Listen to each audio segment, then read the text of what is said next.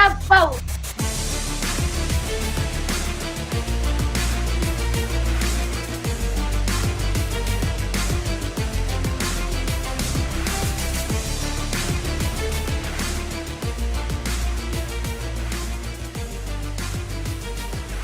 Court is in session with Ryan in Sacktown on If You Don't Like That. Now, Ryan in Sacktown. Oh, must be Rhino.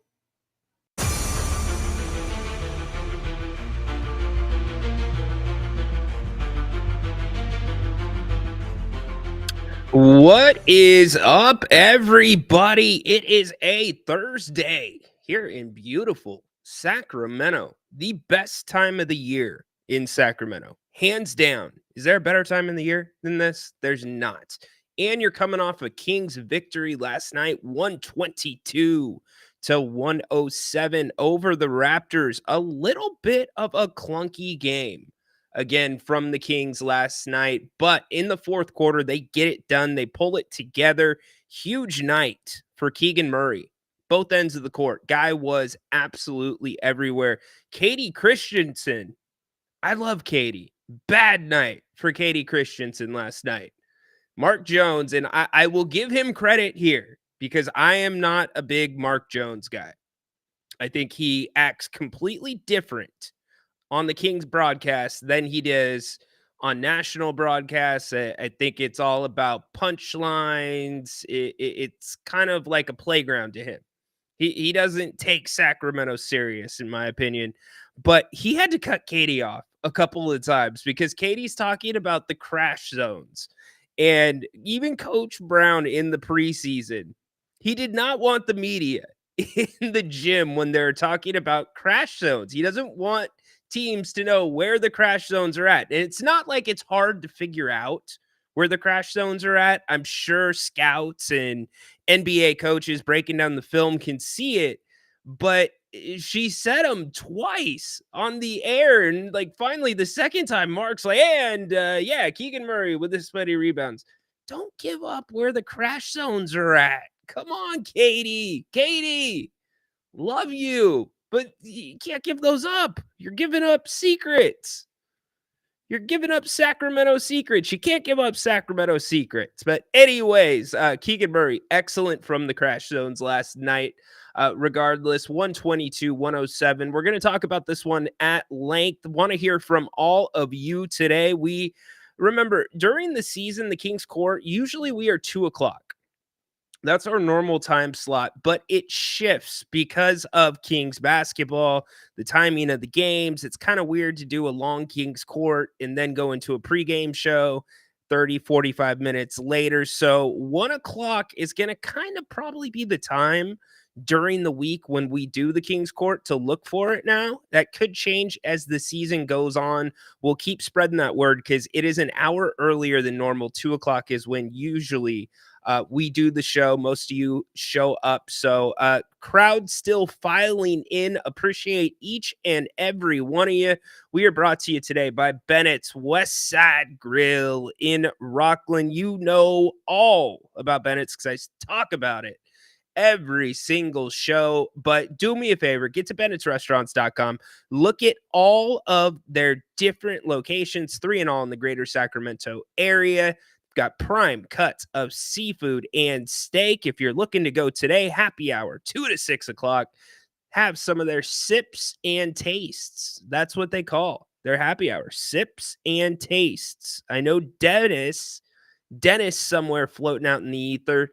He is a happy hour guy at Bennett's. He has been there a few times. So check it out. Go to bennettsrestaurants.com for more information, and huge thanks to them for sponsoring the Kings Court today. By the way, Grant's going to be here at 4 o'clock. 4 o'clock, doing an open forum show with all you, getting you ready. There is some NFL. Whoops, not that one. We want this one. Sorry about that. Switching up the studio there. We want this. Yes, there we go. Grant's going to be here at 4 o'clock talking about tonight's football game. Also, talking more about the Kings. Good victory last night again, but there are some glaring holes this team's going to have to address. We're going to go over those here in a little bit. Also, what we're going to do is I have not listened to the post-game audio at all. So we're going to listen to it together. We're going to break it down, see what Coach Brown had to say, see what Domas had to say. Davion Mitchell, we're not going to listen to him, but I did actually hear what he had to say after the game.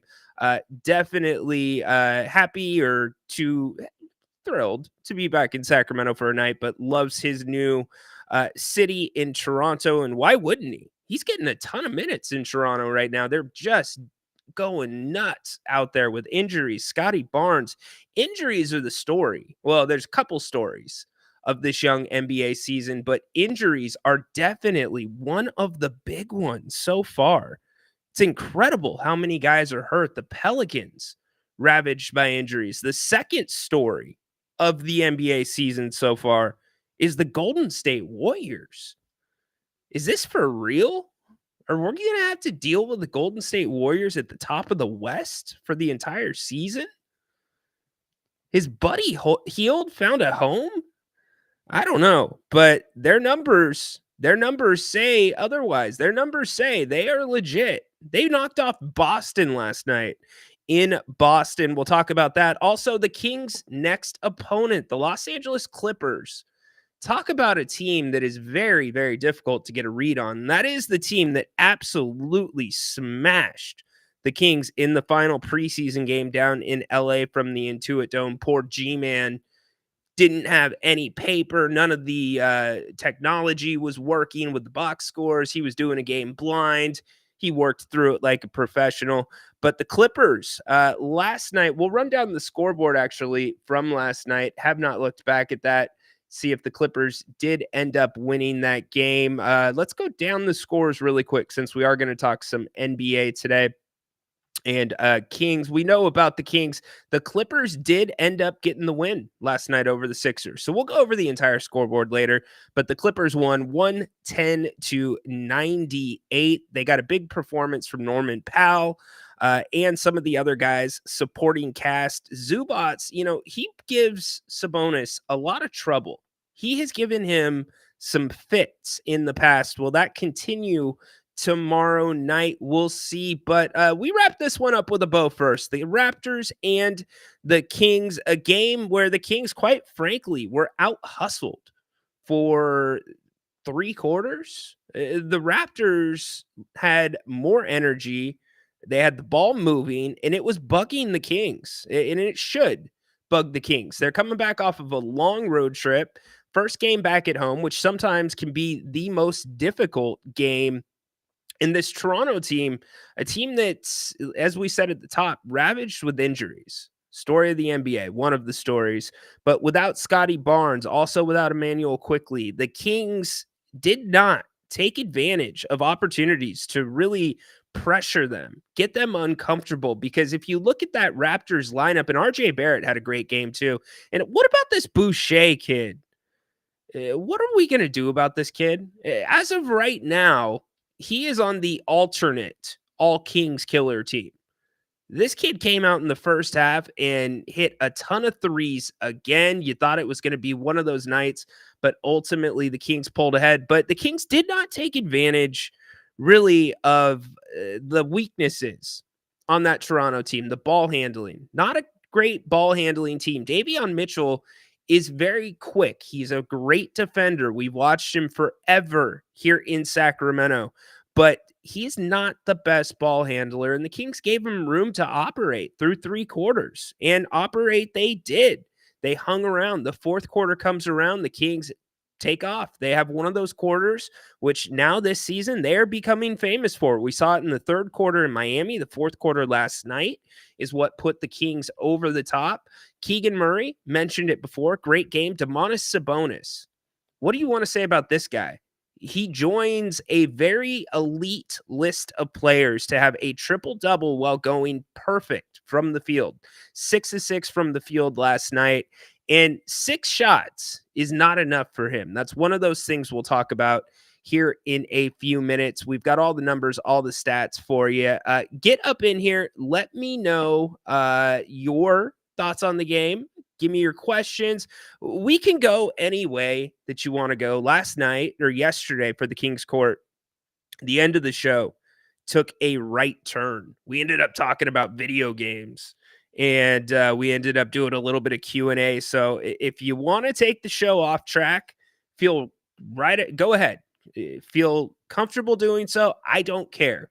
We will have fun today. We'll mix in what we always mix in. And did anybody catch the post-game show last night? I am 99% sure I have identified who Peaches Johnson is.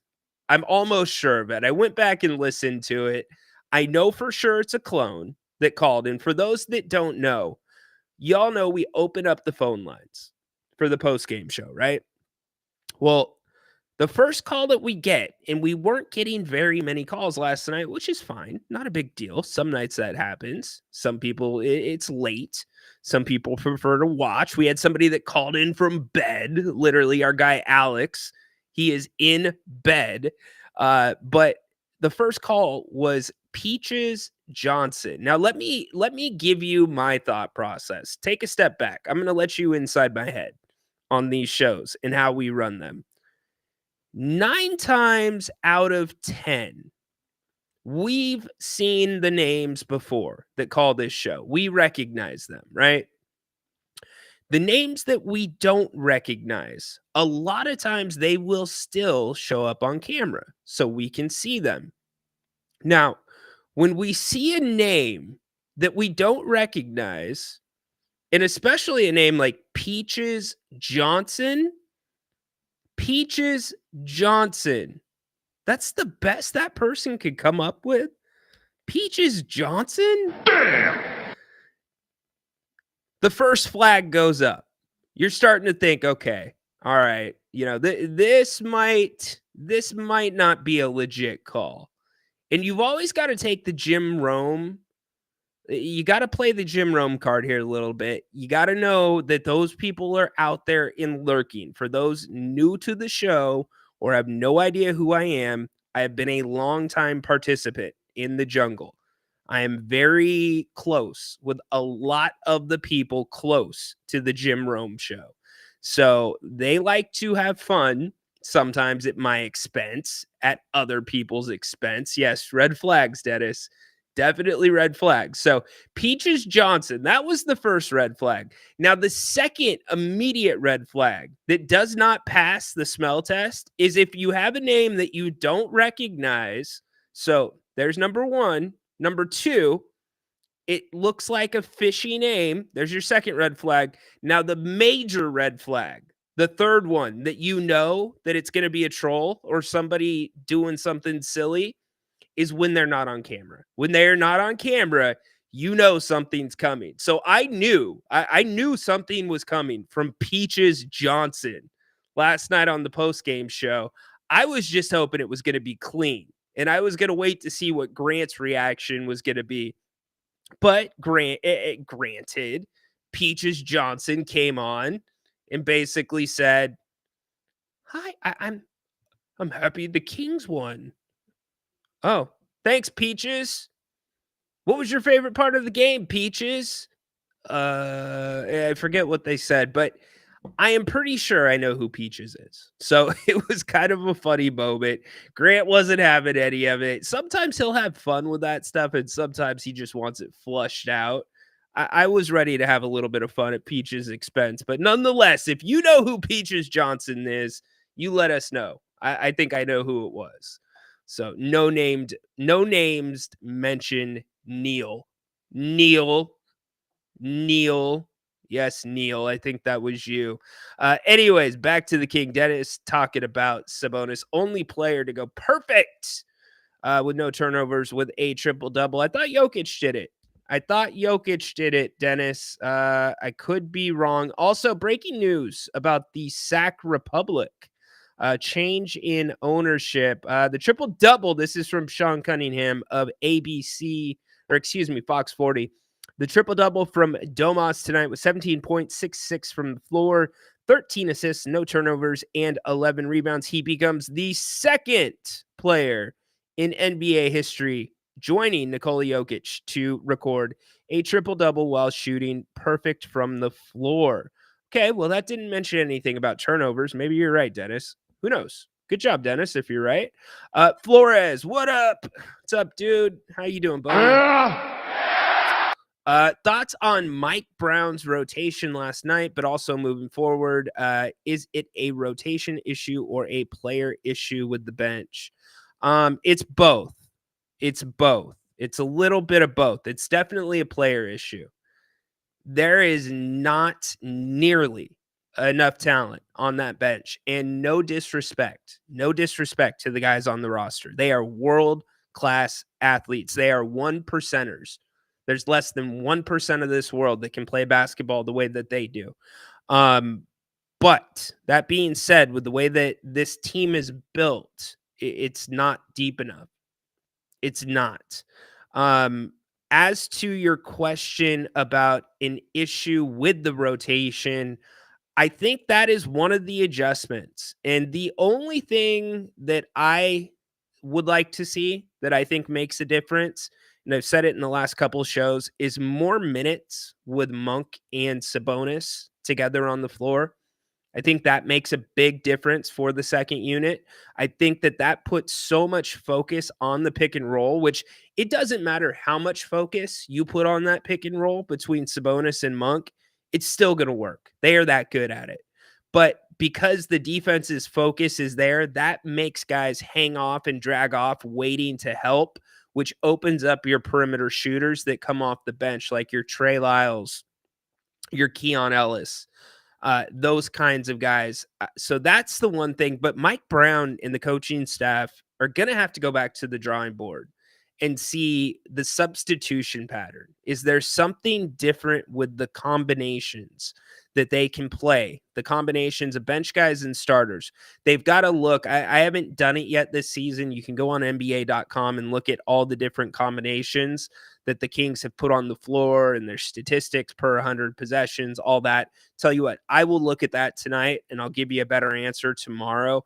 But you can bet the Kings coaching staff and Monty McNair's analytics team, they're looking at that right now.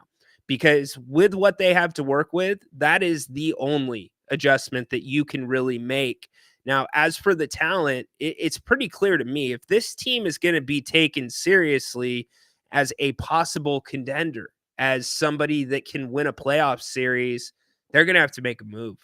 It's pretty simple. What you're getting from the bench right now is not even close to enough. In fact, the team we talked about at the beginning, the Warriors, their bench is playing incredible for Steve Kerr. They're playing defense too as a team. Buddy Hield, a part of that bench scoring last night. The Kings were crushed 35-24. Which is the story most nights, because predominantly all of your scoring is coming from, and it should be Trey Lyles. Last night, again, not a great performance for Trey. 0 points in 11 minutes. Mike really ramped his minutes down last night. Did you notice that? Only 11 minutes for Trey Lyles. He only takes one shot. I had hope that Trey Lyles was going to get himself going. We saw it in Toronto. He came in first rotation off the bench and he gets to the rim. He gets a dunk. And what do you know? That kind of gets him going. He ends up making a 3 after that. Keegan Murray kind of did the same thing last night, which I think helped his game, which was a huge part of why the Kings won last night.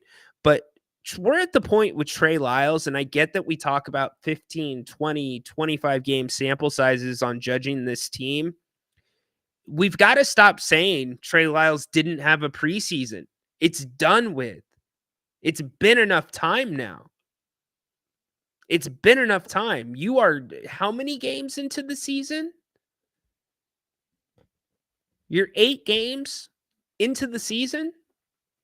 Trey should be worked in. He should be ready to go.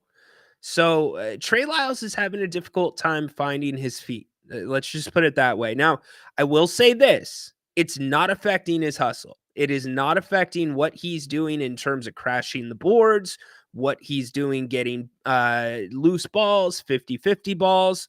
All good things. All good things for Trey. But the offense, not there. And Keon Ellis, you don't know what you're going to get from him offensively. Defensively, you know what you're going to get from him on a nightly basis. But offensively, it's up in the air. I mean, hell, he had which game was it that he had 10 points in the first quarter? Was it the Toronto game or no, it was Atlanta, I believe. 10 points in the first quarter off the bench. So the Kings are going to have to make a move. Flat and simple. It's that simple. Plain and simple. They're going to have to make a move. And I'm not saying that it's got to be a crazy, over the top, all-star move, shake the franchise. They're going to have to find more depth because I can tell you this. Many of you know that I cover the Stockton Kings really closely. There's not another Keon Ellis coming from that system this year. There's not. Doesn't mean that they're not still doing all those great things, but that player is not there. So Orlando Robinson, what's he going to be able to do? Jerry Reynolds keeps mentioning his name. So there's a reason Jerry keeps saying Orlando's name. Jerry obviously thinks this kid could possibly help the team off the bench. So we'll see once he's healthy and ready to go. But it's a problem. It is a problem for sure. Good question by you, Flores. Let's see. Let's go back up to the top. I want to hit everybody. Derek Hole, what's up, Derek? Really miss Grant and Jerry on the call. GOAT NBA announcers. They're incredible. They're absolutely incredible. Jerry Reynolds is he's Sacramento's grandpa. That's what he is. He's Sacramento's grandpa. And he's like the cool grandpa too. The fact that he's 80 years old and he comes on every halftime with us, and this isn't the only channel that he contributes to. He goes on the radio. He does hits there. He does some other podcasts, but Jerry is one of a kind. Let's just put it that way. It blows my mind that I went from being just like one of you, just a Kings fan. That's it. Just a Kings fan, admiring Grant and Jerry's work, having them be the soundtrack to my childhood when it came to watching basketball, to here where they're my partners. They're the people I work with. And not only that, two of my best friends. It's incredible. It's so hard to believe. But Jerry, and I'm incredibly lucky, but Jerry is just, to the fans, to everybody, he will stop and talk to anybody. You see Jerry in the store, he'll talk basketball with you. He's not one of those guys. And Grant was the same way too. When Grant was here in Sacramento. Now, obviously, he's in South Florida. But Jerry still signs cards. People mail him trading cards, and Jerry will sign them and mail them back. Freaking amazing. And yes, I did put out a tweet last night about Mark Jones. I had it. There was one timeout where Toronto went on a run, and I'm going to pull it up because I wrote it down. Oh, by the way, the pizza guys hit me up. The Malik Monk special is here. There you go. The Malik Monk special is here. The pizza box turns into a basketball hoop. So wait, let's talk about this, pizza guys. And I like the pizza guys. You want fans and customers to punch the bottom out of a greasy pizza box and use it as a basketball hoop? It's a good idea if the box wasn't greasy. Pizza guys. Okay, fair enough. But back to Mark Jones really quick. This was the quote going to the break. And I wrote it down. This was going to the break. Mike Brown's busted, disgusted, and not to be trusted. There's Kevin Huerter is fresher than Febreze. I challenge you to go watch any national broadcast that Mark Jones does. Seriously, go watch any broadcast Mark Jones does and see if he says any of that stuff ever. Never does he say that kind of stuff. Sacramento's his freaking playground. I feel like it's a lack of respect. I feel like he steps all over Katie. I feel like he tries to do Katie's job. I think the big words indirectly is talking down to the audience. It's like you're trying to flex on the audience. Look at my vernacular. Look at my vocabulary. I don't have a problem with people using big words, but at some point, you're trying to get something across there. And I'm not quite sure what it is, but the professionalism, the way he treats a Sacramento broadcast versus a national broadcast is disturbing. It's absolutely disturbing. And I can't stand it. Give me Kyle Draper every day of the week over Mark Jones. Period. End of story. Sorry, did not go off on a mini rat. RJ was nice. Yes, he was. RJ Barrett played well. His shot is so funky, though. Very, very funky. Let's see. Red flags. Haha. Trolls. Yes, dude, you got to watch him. Furious, what's up today? How you doing? Acknowledge me. Like that hat, Rhino. E1, good day to all. What's E1 mean? Thank you, by the way, Furious Wolf. Yeah, I've got this box of King stuff sitting to my left. If I could take the camera and show you, I would, but it's like a moving box that is full of King stuff. It's crazy. Anyways, Dennis, it was sent here and it's like, holy crap. Dennis, Rhino, I'm scared teams are gonna come after Keon. I don't want to lose Keon.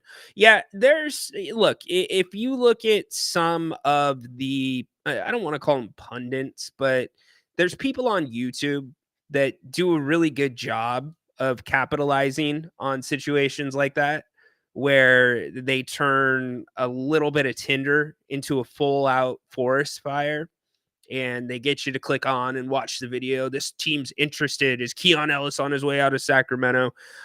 Here's what I would tell you, Dennis. I don't think there's going to be any teams that come for Keon alone, but I do think Keon is a piece that is going to be very desirable to other teams. Now, the other side of that is if you are looking to make a bigger trade and you're looking at how to make the salaries work, Kevin Huerter's got to be a piece of it.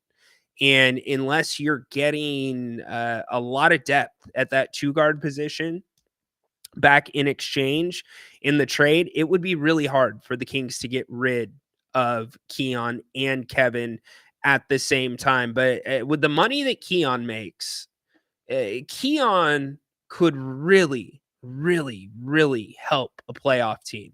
And I mean, really help a playoff team on a run. So there's going to be interest. Look, I've heard some of them out there. I think New Orleans is one of the teams that has shown interest in Keon, especially after, and that's when all the noise came up after Keon got the DNP CD in Los Angeles. That's when all the noise came up. Like, oh, is Keon Ellis available? Is he not going to be part of the rotation? Yes, I would not like to lose him either. He is definitely shown, on top of what he did last year, he has shown a lot more athleticism this year. Way more athleticism than I remember last year. He's made a couple of really, really good plays under the hoop. Really good plays in driving to the hoop. So we will keep our eye on that. You see how well Davion is doing? He's finally starting, and he's so annoying. I'm so happy for Davion. Yeah. My take is this: Davion Mitchell outplayed De'Aaron Fox this season in the season series. Tell me I'm wrong. He did. Now, if you look just at the points, you're going to tell me I'm wrong, but it goes much deeper than that. De'Aaron Fox, in their meetings, the two meetings this last week, I believe the number was 6 turnovers and 3 assists in both meetings combined. That's not good. And if you look at what the Kings did last night, it goes hand in hand with what we saw in Toronto, actually. We saw more of De'Aaron bringing the ball up in Toronto, but think back. Many of you may not have noticed this last night.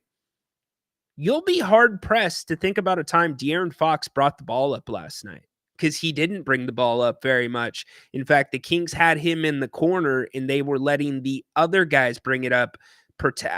I'm not going to say protecting the finger, but we have seen some issues with De'Aaron's handle and that finger. And Davion Mitchell is probably the last person in the NBA that you want guarding you in a situation like that with ball pressure. So I think Davion, especially the way he ran that team, he won the season matchup between the two of them. Small sample size, only 2 games, but he won the matchup. Davion and RJ just kept the Raptors in it. It was annoying. Yeah. 10% of the season in the books. Look at Peter, always doing the math. Good job by Peter. Yeah, Keegan was great yesterday, Derek. Completely agree with you. Keegan was awesome. All right, we're going to jump back down to the bottom. Derek, Davion was a pest on defense last night. Makes me miss him a lot on our team. Yeah, I don't know that I miss him that much, but yes, you got to remember the system here in Sacramento. Like, if you took a chart and you said these systems on the left are the best for Davion Mitchell and his style of basketball, and these systems on the right are the worst, the Kings system would be on the right, and it might be near the top of the list on the right, just because it's free flowing. Davion Mitchell, the way he plays the game, he needs structure, and he's getting that in Toronto with Darko. And look, all credit to him. I am very happy for him. He loves it there in Toronto. He had a great showing here in Sacramento. Got a standing ovation last night. Dennis was at the game, so he got to experience that. All great things for Davion Mitchell. Peter, do you think the Celtics will send the Kings a Christmas card? Thanks for giving up, Keita. We had this discussion yesterday on the Kings court. Keita's a champion, man. You go from the Stockton Kings to an NBA champion. All credit to him. He's not the first one that we've seen do that. Hassan Whiteside also has had success. Probably not a card from the Celtics, but good for him. Again, it's a fit thing. He is not a guy that plays well in a high tempo, unstructured offense. He's more of an old school big dude, and he's found a little bit of a role there in Boston. Good for him. Absolutely good for him. In fact, what was his number last night, Peter? I do not have his number in front of me. Let's pull that up really quick. Then we are going to listen to some sound from last night. I have not listened to it yet. Keita, our man, what did you have last night? Keita poured in 14 points. He was a plus 13. How about that? Good job. Good job, Keita. Keon, New Orleans might not make playoffs. They seem injury prone. Yeah, Derek, I've said it over the last week. That's the team to keep your eye on. If you are the Kings, if you are Monty McNair, if you are the rest of the NBA, they had high hopes for the Pelicans. And remember, the Pelicans have had the Kings number. I don't think I need to go over that. But do the injuries continue to drag out for them? And we're not talking like, oh, he's going to miss a couple games. We're talking missing weeks. We're talking long-term injuries to where this team is at the bottom of the Western Conference right now. We're going to talk NBA here in a second, but New Orleans is 3-6. Their net rating, something that we use to judge the true fiber of a team, their net rating right now is minus 8.5. Minus 8.5. Second worst in the Western Conference, second to the Utah Jazz. So keep your eye on them for this reason. Does this become a season where they sell? They're already going to lose Brandon Ingram. Brandon Ingram doesn't want to come back to New Orleans. They were trying to trade him in the offseason. If this gets too far away from the Pelicans, it'll be very interesting to see what they do. Very interesting. But yes, tough start for them. Derek, the problem is I'm probably taking the first over the second. I sometimes first off, nobody does garlic parmesan twist better than the second one that you mentioned there. And this is a big consideration. The second one there has way better ranch. Their ranch is so much better than the first one. But if I'm going to be eating a lot of pizza, I'm probably going with number 1. If I'm only going to have a slice or 2, I'll go with number 2. The problem is number 2 is expensive, man. It's so expensive there. Super expensive. It's incredible. Dennis, no thanks, pizza guys. Rather have points to get King's gear. Is that what they do? Is that what they do? They give you points for King's gear? Interesting. Derek says Mark Jones is horrible. Yep. Love the G-Man as well. Big shout out to Gary Gerald, to Sacramento's other grandpa. Absolutely. What he's doing still to this day, the schedule that he keeps, and I feel comfortable saying this because he's talked about it publicly. You know, his life would be very hectic without the travel and the grind of the NBA season. His life would be very hectic, very trying without it. And he finds a way to do both. He's an incredible human being. Testament to what a professional is, and a testament to what all of us should strive to be as a man, as a husband, if you're married. Gary Gerald, simply the best. I'll never forget when we did our event out at Bennett's. It was 2 years ago now. For those not familiar, Grant and I, about 2 years ago, we did a fundraiser out at Bennett's in Roseville. Guess it's a good time to put them back on the screen. We did a fundraiser in Bennett's. How it started was Grant had a Listen App show.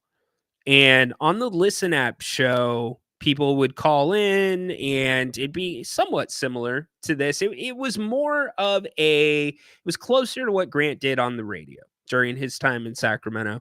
And I was part of that show. And so I was giving Grant a hard time because somebody got paid, I think it was like $10,000 or $15,000 to do something, and it was in the news. And so I was like, "Hey, Napes, like you'd shave your head for $10,000, right?" And he's like, "Oh," and I was expecting hell no, right? And he's like, "Oh yeah, absolutely, I'd shave my head for $10,000." I'm like, "Stop, you wouldn't shave." I would shave my head for $5,000. Like, seriously? And so there's where it started. And then the calls started to come in on the Listen App show. Grant, I would pay $100 towards that. And so then it turned into, all right, here's what we'll do. If we can raise this much for charity, I will shave my head. And then it turned into Ryan and I will shave our heads. And the number that was set, that we said, it was blown away. There was so much more made that night. And so we had a big event out at Bennett's. We got our head shaved right there on the spot with everybody watching. We had a silent, or did we have a silent? It wasn't a silent auction. We had a regular auction and we had a silent auction.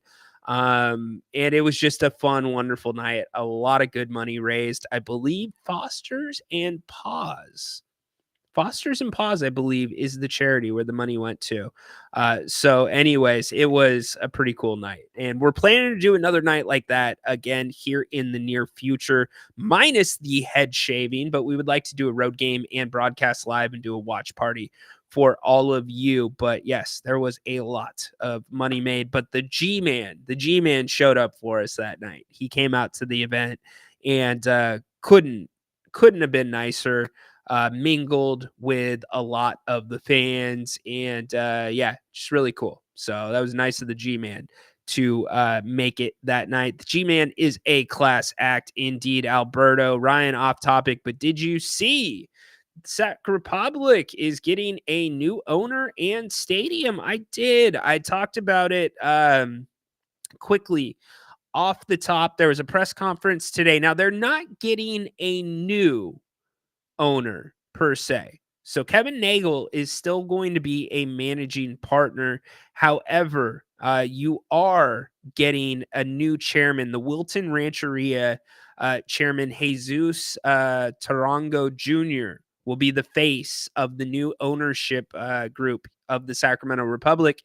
And they are looking to build an arena down in the rail yards. Now, the Sac Republic, for me, it's really hard for me to kind of wrap my head around this one, simply because of the entry fee to get into MLS. I just don't see how you're ever going to recoup that money. The entry fee is ridiculously expensive. I mean, what do all you think? Do you think Sac Republic will really be that profitable? I don't know. I don't see it. Let's put it this way. I just don't see MLS booming. I know people do love the Republic. I get that, Alberto, but here's the thing. You need more than just the people that love the Republic now. And you could have a city of Sacramento that is rabid. Let's say that the entire city of Sacramento and the surrounding areas become infatuated with the Republic, just as they became infatuated with the Kings, right? Let's say that. What about the rest of MLS?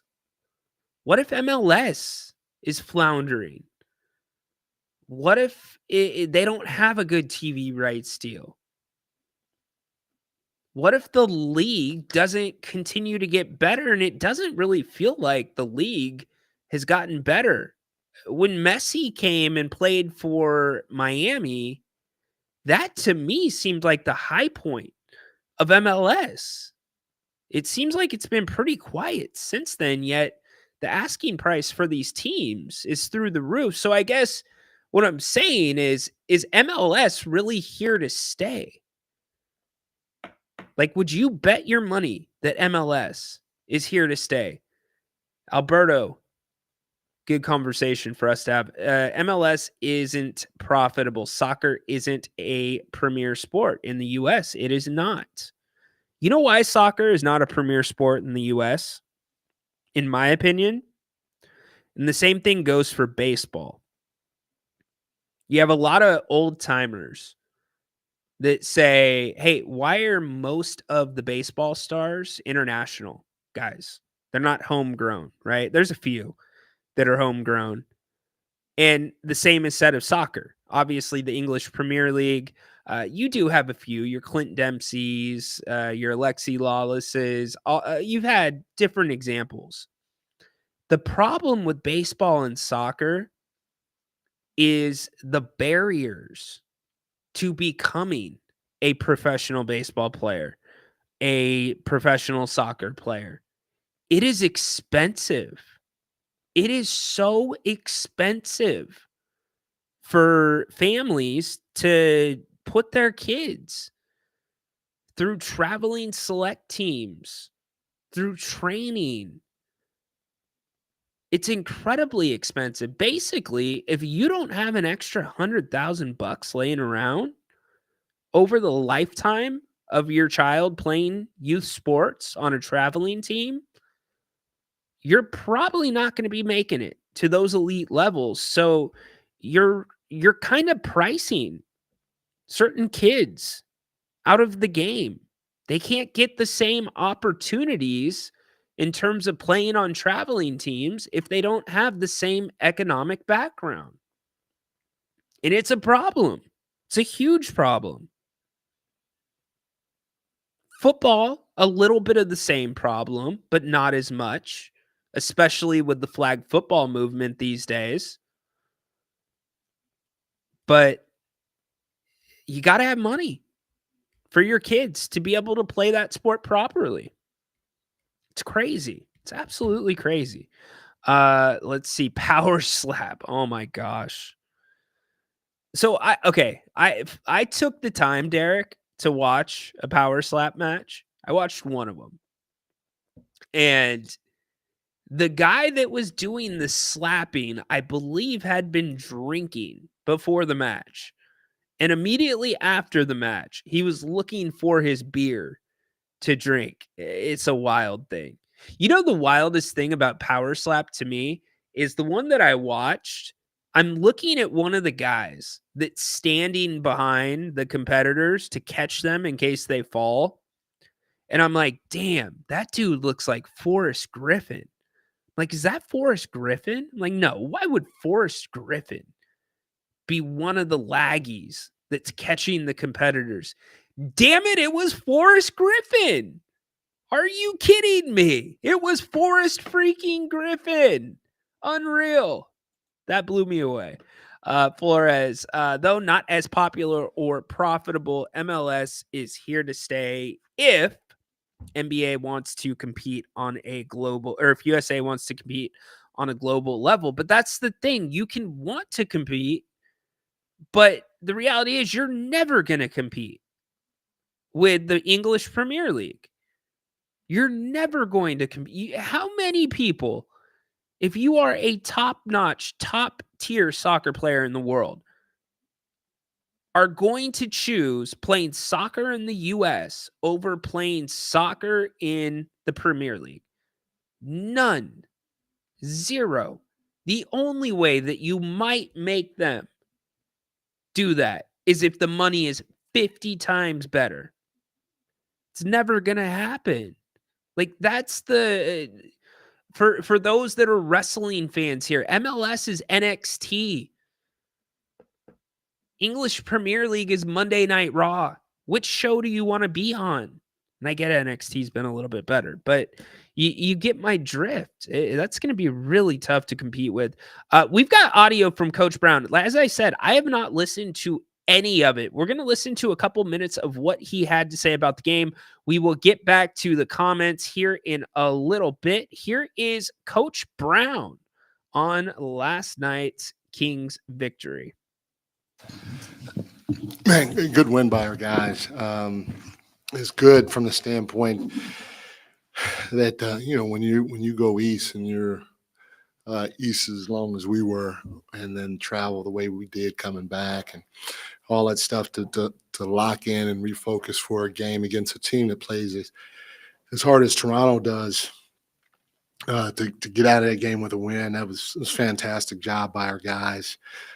Because again, that group, they play hard. Right? They play really hard. They're young, and so they're pretty carefree. They have nothing to lose out there, and it makes it even harder because how carefree that they play and how hard they play. Darko's doing a nice job with those guys.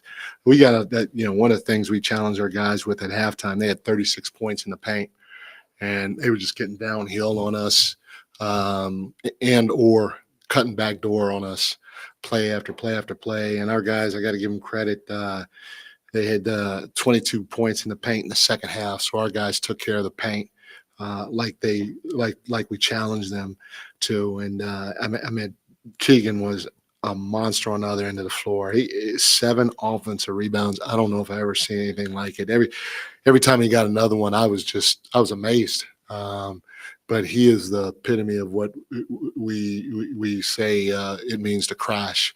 He does a heck of a job. We had 25 second chance points, and that was an area we got hurt in up there. If you combine the fast break points with the second chance points, we got hurt in that area up there. We at least I think we ended up beating them by a couple, and it was a lot had to do with Keegan and Domas as well. The two guys between them had 11 of our 16 offensive rebounds. Keon did a heck of a job too with 3. Acknowledge me. Another triple double. I feel like I'm saying that quite a bit. A big time game from Domas. Obviously, DeMar down the stretch. He closed it for us. It was great to see him getting to his spot, or us getting him the ball in his spot and letting him be able to go to work. But we had a lot of very, very good individual performances. Even A. Lynn, who was our defensive player of the game. Alex Len, defensive player of the game. How about that? These clowns better feed the big boy stat. You talking about Sabonis, PK? Don't disagree with you there, buddy. He only got 6 shots last night. He needs to be fed some more. We are talking a myriad of things, mixing in some audio from the Kings win last night. We're also going to talk about the Western Conference here in a few minutes in the NBA overall. You are welcome to call the show. You can use the link that I'm going to put right back in the chat for you. Also, use the QR code on the screen if you would like to. We are brought to you today, as I told you earlier, by Bennett's Westside Grill in Rockland, one of their 3 locations in the greater Sacramento area. Prime cuts of seafood and steak. We always talk about the redfish, which is incredible. Also, I absolutely love their steak Cobb salad, their daily soups, their mushroom soup to die for, and their weekend brunch. Incredible stuff. Go check out their website, bennettsrestaurants.com. You can look at all the specials as well as their full menu. You can make reservations, put in your to-go orders there, and buy gift cards. You got somebody that you're shopping for, get them a digital gift card to Bennett's. Happy hour, Monday through Friday, 2 to 6 o'clock. Their sips and tastes. Go check them out. Huge thanks to them for sponsoring the show. Let them know that you heard about them here on If You Don't Like That. Don't forget, Napes is going to be here at 4 o'clock doing an open forum show, getting you ready for Thursday night football, talking more about the Kings, certainly some more about the Republic as well. He is very close with Kevin Nagel, who is taking a step back. He will still be a managing partner with the Republic. However, the ownership has shifted. We've been talking about that a little bit today, as well as soccer and America. So get your takes in here right now. Get Sabonis shots, or this will be tough. He's going to get his opportunities. And here's the thing. You don't really need to get Sabonis shots. Sabonis gets himself shots with second opportunities. But if I had to circle one area of the game last night, and by the way, PK, because I know you're just tuning in, I have not listened to any of the audio from after the game. So we're listening to some of it together and digesting it. But the one area that I would not be surprised if it comes up that I have circled is there were too many times last night, and it's not the first game that we've seen this, where guys, including Domas, are passing up wide open shots. Great shots for good shots or bad shots or turnovers. DeMar had one at the beginning of the game where he had a wide open 3 and he did the pump fake. He was trying to draw the foul. It was an incredibly difficult shot. He was probably fouled. He still made it, but that's a problem. Keon Ellis did it. Keegan did it. Coach Brown that's been a big teaching point and a big point of emphasis for this team this season. The Kings got to be better about that. They've got to be better, but I don't disagree. You've got to feed the big man. You got to get him his shots. 6 is not enough. But the fact that he turns in a triple-double on 6 of 6, get out of here. Come on, get out of here. Peter, NorCal Premier Soccer is the largest youth soccer group in Northern California. I don't know much about youth soccer here in Sacramento. I know a little bit about youth soccer here in Elk Grove, and I would like to take this public opportunity to apologize to the kindergarten and first grade team that I coached 2 years ago. I probably set your soccer careers back at least 3 years. I may have turned you away from the game of soccer because I don't know anything about soccer, but I volunteered to coach because nobody else could. So and by the way, that was rough. You guys realize, I don't know if I've told this story on air, but I volunteered to coach, and the season was not. Oh no, the season I volunteered to coach. That's right. Sorry, let's reset this. I volunteered to coach, but I did not have my first hip replacement surgery scheduled yet. It was still like 3 or 4 months out from when coaching was supposed to start. A month before the soccer season started, they called me and they're like, "Hey, we can get you in Friday. Do you want to do it?" No, it wasn't a month, it was a week. And I'm like, hell yes, because it was the worst pain in my life. For those that don't know, I had both of my hips replaced in 2023.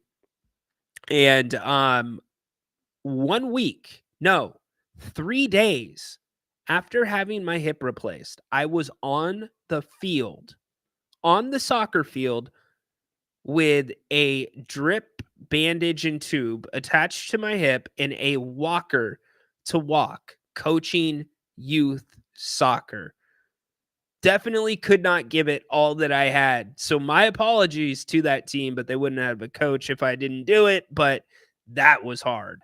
That was hard. So NorCal Premier Soccer. Okay, so Peter, do you know somebody in NorCal Premier Soccer? Do you know somebody that has a kid that plays in that?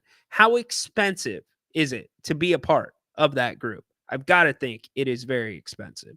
Let's see. Power slap is pure violence. I don't disagree with you. Yeah, Alberto, it's a good take, dude. It's a good take. It's a stupid idea. It's an absolutely stupid idea. And especially in like the forums where it's consumed, like that's not being consumed at home around the fireplace with your family. That's being consumed in dive bars and establishments where alcohol is flowing. You already have likes to fight guy at most bars, but then you put power slap on the TV. What's going to happen? Guys are going to start talking about, "Oh, I bet you I could slap the crap out of you." No, I've got a good shit. Next thing you know, you got people slapping each other, giving each other CT. I agree, dude. It's a bad idea. I can't imagine that's profitable either. You think the wrestling fan is different? You think if you go to a wrestling event and you look around at the fans, that group is different? Imagine a power slap event. And I'm not talking about the ones they put on TV, like where Dana White's got people in suits and, sitting all around the ring. I'm talking about like if they had house shows. Let's say they came to Golden One Center. Who do you think those fans are that are showing up to that? It's going to be a weird group. It's going to be a very weird group. Trust me.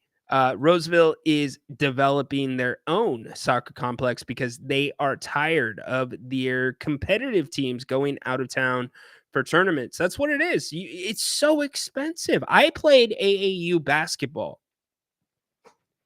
and it was not what it is today, where you were traveling all across the country, but you were definitely moving around. I played Nike League. It was, yeah, it's a big commitment. It's a huge commitment. Is soccer/baseball that much more expensive than basketball/football? I would imagine they're comparable. Well, Alberto, here's the thing. This is the big difference. For soccer and baseball, maybe not baseball as much, but definitely soccer. For soccer, the majority of your scholarships are not coming from high school soccer. That's not where you're getting noticed. You're getting noticed in traveling teams. You're getting noticed by being a part of the USA program. You're getting noticed, all those things that are super expensive. Now, if we're talking about football, basketball, I don't know of a traveling and competitive football team. I'm sure it exists somewhere. I'm thinking more of like like Elk Grove, for instance. They have the junior herd, right? And that's not traveling. Yeah, you travel around the Sacramento area to play other high schools, junior programs. But with basketball, there's still opportunities for you to play basketball without being an AAU, to still get noticed. You know, you don't have to travel around the country. Now, certainly your top athletes, yes, that would be exactly comparative to soccer and baseball when it comes to traveling. Yeah, it would cost the same to travel around, but the cost of entry into playing basketball is really simple. It's a basketball. There's hoops everywhere where you can go work on your game. You can do it on your own. It's different for baseball. It's different for soccer. So traveling money comparable, but the sport like being noticed, and yeah, a lot of scholarships come from AAU and traveling teams in all those sports, but you can still be highly noticed in high school basketball. And what's the cost going to be?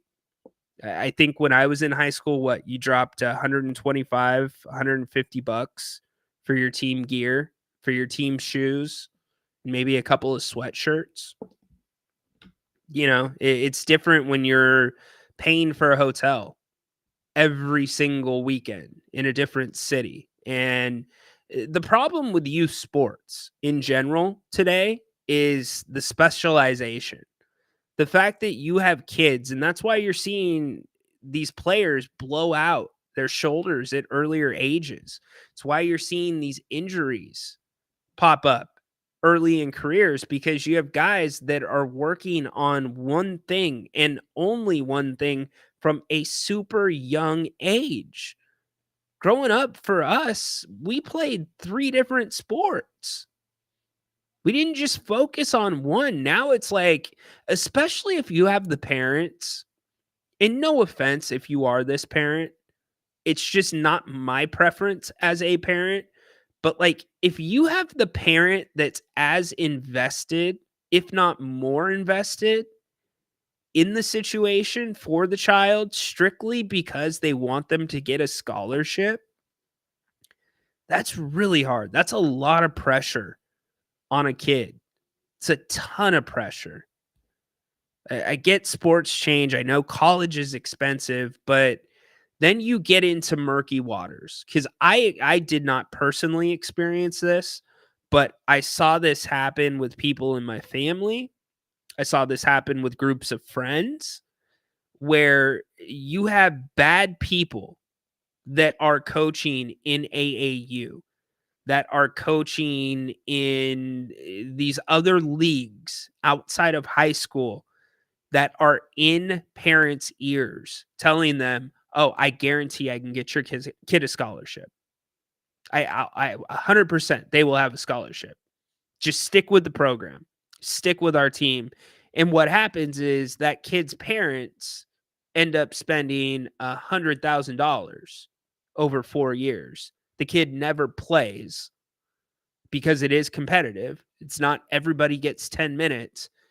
And the kid never actually had the skills or a chance to get a scholarship, yet they're being sold that. The parents are being sold that. So you have shady people that are in that space too. I just don't like how youth sports have morphed to what they are now. I wish it was mandatory. If you want to be an athlete, you got to play a couple sports. You got to. You're not allowed to just play one.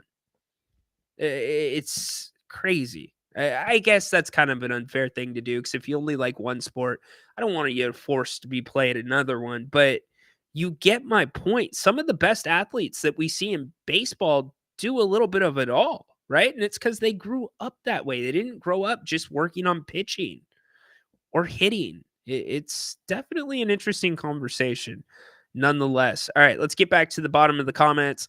Let's see. I just want Jonas and Chris Murray on the Kings. Why do you want Chris Murray on the Kings, Dennis? PK, you're so right, dude. You're so right. Give Sabonis an old school leather helmet. He deserves it. The face mask, I get you can't play with. Give him a leather helmet. Won't make that much of a difference. In fact, give him one of those Guardian caps from the NFL. Let him just wear that on his head during the games. He takes a freaking beating night in, night out. Valanciunas, yeah, he's in Washington, y'all. That ship has sailed. Let's see, maybe chemistry is still a work in progress, but something is off. Yeah, the something that's off is ball movement. Ball movement is off. And I don't mean that. I'm not pinning that on DeMar DeRozan. I'm not. But the ball movement for this Kings team has been poor. Coming into last night, they were averaging 25.1 assists a game. The Kings, most times last year when they won games, 30 and over. When you're playing a free-flowing style offense, the ball needs to move. The reason that the three-pointer is not falling, I truly believe this, because the looks have not been bad. There has been a few times where there's been bad shot selection. Malik Monk had a couple of those last night. In fact, he's had a few of those in almost every game this season. There's been portions of the game where the Kings panic, they rush, they start hucking up threes. It happened in Miami for a little bit. Definitely happened in their loss at Toronto for a little bit. It happened in Minnesota or versus Minnesota. That's why the Kings lost that game. But the ball movement's off. You're asking the guys to play a rhythm and flow offense, but not everybody is getting to be a part of that rhythm and flow. So I just feel like the Kings, it's a big ask. And I know you guys are going to rip me for this and not understand it. Some of you will. But it's a big ask for a guy like Keegan Murray or a guy like Keon Ellis to be up and down the court, defending your ass off, up the court, offense, get a rebound, tip the ball out, do whatever, not touch it really offensively in the course of the possession, but then get the ball on the 6th or 7th possession and have a wide open three and be asked to make that shot. Energy comes with the basketball, whether you're shooting it or not. It gets you into the flow, and guys are going many possessions without touching it. The Kings on the last road trip, they shot the three ball 29.8%, and they went 3-1. It's not because the looks are bad. It's because guys are not in rhythm. So how do you change that? I think Mike Brown's got to probably call a few more set plays. It's become predictable already early on in the season that every game that Kevin Huerter has started for the Kings this season, the Kings' first possession, they come out and they run a set play for Kevin Huerter. It's coming off of the double screens, and more times than not, he takes a shot near the top of the key for three. So you need to mix in a few more of those plays when you see Keegan Murray not touching the ball for 4 possessions. And credit to DeMar. DeMar has been finding different opportunities to pass out of the double. I think that will be a work in progress as well. But, I'm not going to blame ball movement on DeMar because he's an ISO guy. It's not DeMar. It's just the movement outside of DeMar to me has been really poor at times. It does feel like we're missing something. Bane, what's up, dude? Nope, no segments for them today. Yeah, Bane, I said we're starting at 1 right now during the season just because of programming and changes. Like Grant's on at 4. So tomorrow will also be a 1:00 start. That will definitely have a WWE Adam segment. I'm not sure about Haunted Horse. I'm going to have to check with him on his schedule to see if we can work him in. I can't watch that. Yeah, I'm with you, PK. Definitely. I kind of want to go. Why do you want to go to a Power Slap event, dude? To see the clientele. Come on, Derek. You're too much, dude. Let's see. Kings still have a lot to figure out. They do. How many games into the season are we, y'all? We're 8 games into the season. Grant and I have said we can't judge this team until we've seen 15 or 20 games. The coaching staff, you realize that the coaching staff, Grant and I do this too, but they go in 5-game increments. They break down the 82-game season to 5-game increments. We've only had 1 5-game increment so far. There is still a lot going on. I'm going to Atlanta, Miami on Saturday. There you go. Have a good trip. Be safe. Sabonis is consistent. DeRozan is pretty consistent. Fox is less consistent, but can take over a game on both ends. The best. Yes, I don't. Well, you think he can take over a game better than DeMar? They do it different. That's for sure. The way they take over games. I just don't. The Fox and the finger thing. I don't know what the Kings and Fox are gonna do to figure it out. Last night the game plan for those that did not notice, or it just went over your head, or you didn't watch the game. The game plan last night was we're not going to have De'Aaron Fox bring the ball up. There was only a couple possessions that De'Aaron brought the ball up last night. And that's because, one, the defense that Davion had played on him in the first meeting, but more importantly, two, the finger. De'Aaron's handle has been off. And he's come out and said it's a ligament issue, which means it's probably not healing during the season. So this is the De'Aaron Fox, ball handling wise, that we're probably going to see for most of the season. So how do you kind of change that? How do you work around it? What can you do to help get that finger right in the off days? They're going to have to figure something out, because De'Aaron, a big part of his game is having the ball in his hands. That's how he got to the NBA. So if that's going to be the case, it's going to be a huge adjustment for him to be playing off the ball. And the year he had last year, which a lot of people feel he struggled, me included, he played a ton off the ball last year. Now, his catch and shoot three is actually pretty good. Last year, he shot it at just over 43%. But the finger thing, to me, it's not, it doesn't affect the shot. If you've ever played basketball, you shoot the ball like this, right? You've got your hand in arc. You got your hand back like this. These two fingers, not as important when it comes to your follow through. More like, yeah, those ones stick up when you follow through. When you're cupping the ball, these three are your most important fingers. That's where most of your foundation is at when you cup the ball for your shot. So I don't think it's a huge problem there, but the dribbling is a little bit of a problem. We know that. So, hey, thanks for tuning in today to the Kings Court Live. Appreciate all of you and the comments. We've been talking about the Kings game last night. They've got the Clippers tomorrow night. Oh, I completely missed this. Dennis, my man, thank you. Dude, thank you, Dennis, very much for the super chat, dude. Acknowledge me. Thank you. We only need some bench help. Santa, bring me Jonas and Chris Murray. Dude, you're going to need a big stocking for Jonas. But Dennis, thank you very much for the super chat, brother. That is much appreciated. The super chats on this channel go back into the channel to improve the programming and the systems and the things that we do for all of you. So thank you, my friend. That means a lot. Appreciate you. And I appreciate all of you. So very, very nice. Thank you, Dennis. Thank you. Another big acknowledge me. Let's see. Dennis, he's so good. PK is just going back and forth. Dennis, love it. Yeah, Dennis, good job, dude. Good job.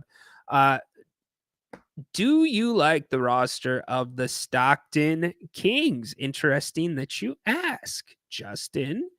I don't mind it. I haven't seen it really yet. No, they start on the 11th. The first home game is the 12th.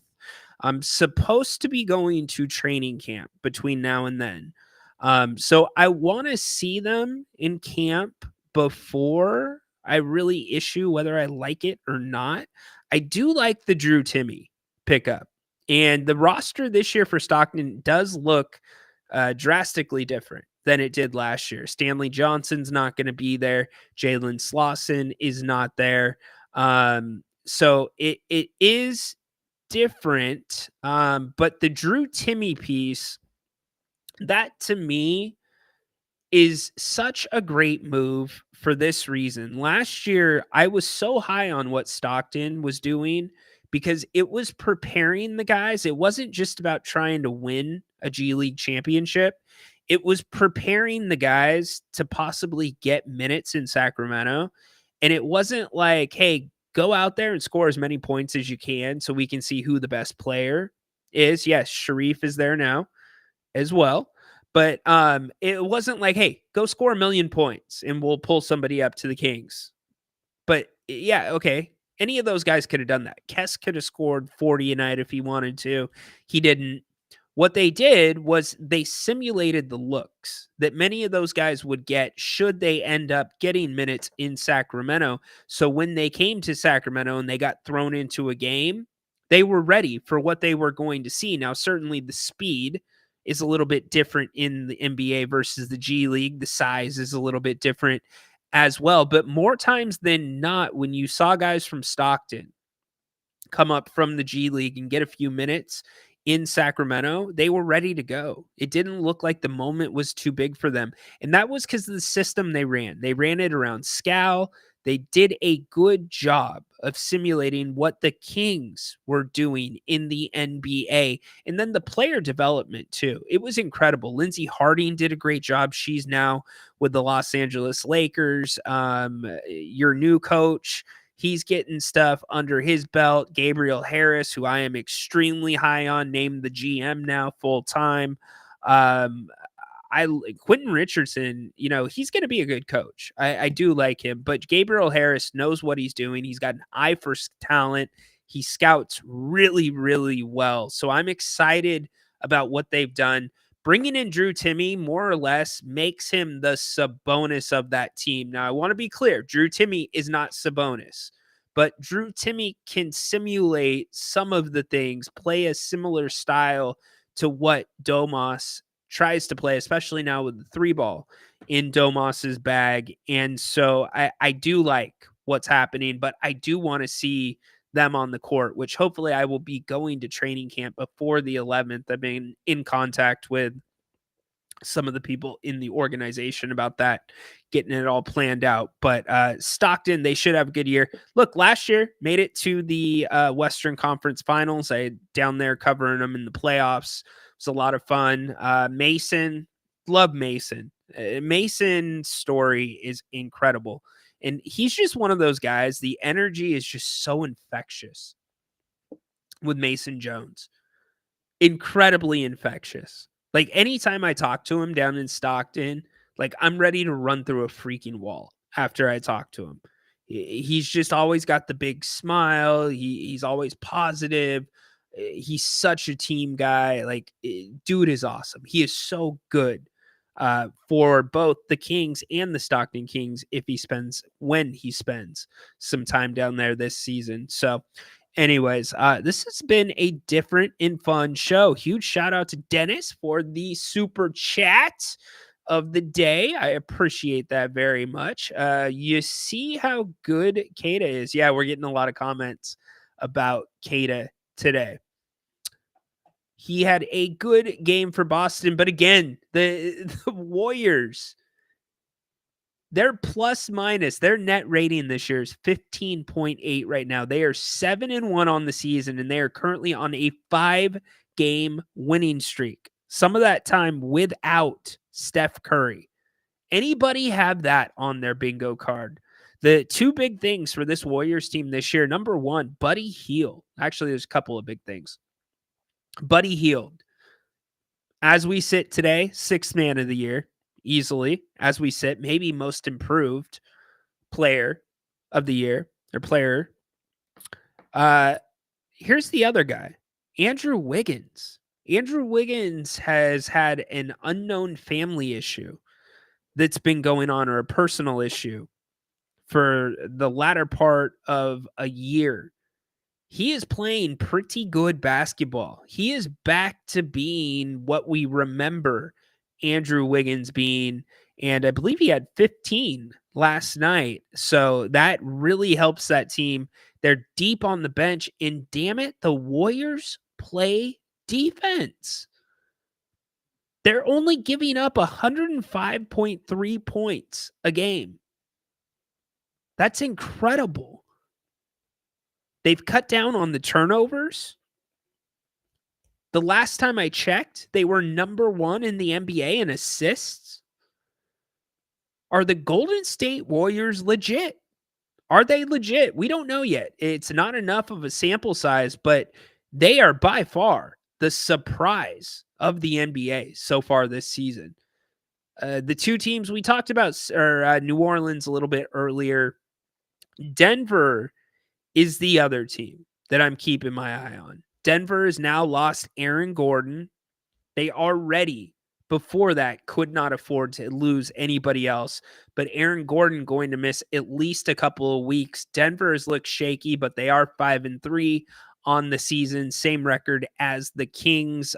Defensively, they are giving up a ton of points. Denver, they're giving up 117.3 a night. They gave up 119 to the same Raptors team that was in Sacramento last night.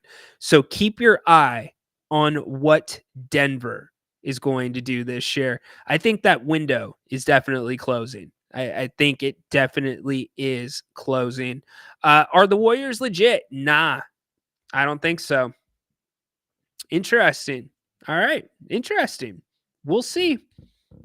You go into Boston and you win. It's a pretty damn good win. 5 games in a row. Let's see if they can if they can continue streaking.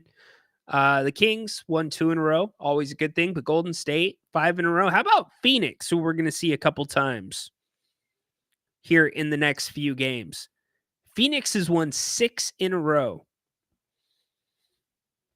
Interesting thing about Phoenix, although they sit tied atop the Western Conference, their net rating is only 3.6. The Kings, who are 5-3, their net rating is 5.7. The wild card for Phoenix is Tyus Jones. Phoenix last year did not have depth, and on top of that, they also were asking Devin Booker to be a distributor. You are an idiot if you are using Devin Booker as a distributor. They're now using Devin Booker as they should, as a scorer, as a guy that can do a little bit of everything, as your go-to man. And so Tyus Jones, he is the difference maker because he's playing that distributor role, and it's making all the difference in the world for the Phoenix Suns early in the season. If I had to say between the Suns and the Warriors, if I had to say which one I think at this point of the season is in it for the long haul this season, I'm going with the Warriors over the Suns. If Tyus Jones goes down, watch the hell out. That Phoenix team's going to struggle. Also, show me the last time Durant, Booker, and Beal have stayed on the court together for an entire season. Just not sold on it. But we'll get a big dose of them coming up here in the next couple games. John, what's up, dude? No worries. We're getting ready to wrap up for the day. We're going to be starting again at 1 o'clock. 1 o'clock. So tomorrow, King's Court will be back 1 p.m. We'll do our Friday Royal Rumble, meaning any of you can come in at any time. You can come in together. We can bring as many people on screen as you would like. Also, we'll be doing our WWE segment. I know Adam has plenty to say about Crown Jewel. Plenty to say about Crown Jewel. I've got a few thoughts on that as well. Haunted Horse, we'll see if we can get him in with his parlay picks for the NFL weekend. You do have Bengals and Ravens tonight, as Finchy brought up. Give me the Ravens in that one. I hate the division games on a short week. So bad. I hate that. You should not be making those Thursday night games, but I understand why they are because of the money that Amazon pays for the NFL. Also, we'll be back to Kings basketball tomorrow. We'll break down the Clippers for you. I'm going to reach out to Law Murray, the athletic staff writer for the Clippers, see if maybe he can come on the show and talk about what the Clippers have been doing so far this season and preview the game with us. No promises, but he was going to come on last time the Kings played the Clippers. So I'll reach out to Law later this afternoon. And yeah, good day. It's a beam day. The beam is lit from yesterday. Domantas Sabonis, big game. Keegan Murray, as we heard from Coach Brown, the reason the Kings got that game yesterday. Dennis, huge thanks to you, buddy, for the super chat. And all of you, super chat or not, I appreciate each and every one of you for showing up.